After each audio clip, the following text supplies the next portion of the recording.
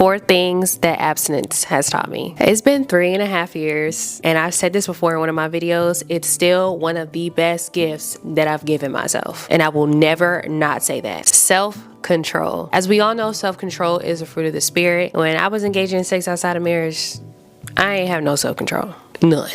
I knew that if I wanted to have sex, I could have it. I was so focused on what I wanted, I never was focused on what God wanted for me. Over the years, God has taught me that self-control is a true form of protection. It allows me to protect myself from getting myself in situations that can cause spiritual death. Secondly, emotional regulation. As women, I feel like in general, we can struggle deeply with emotional regulation.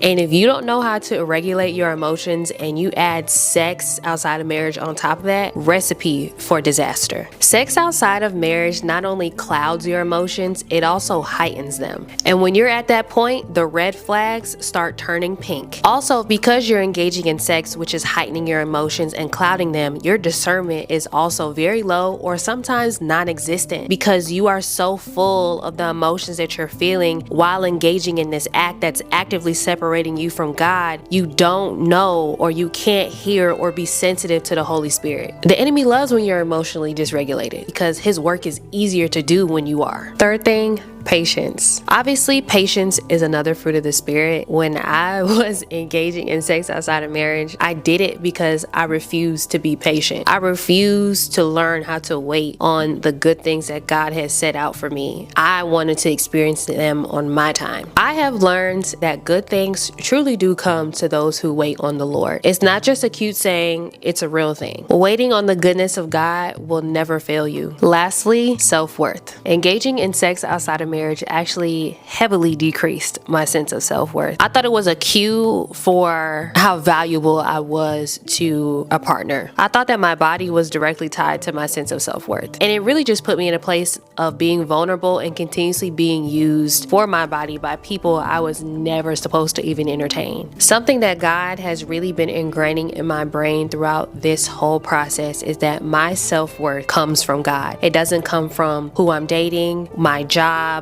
how much money I make, the hair I wear, the makeup I have on. None of that is directly tied to my self-worth. My self-worth is directly tied to God and God only. I am made in God's image, and that's all I have to worry about.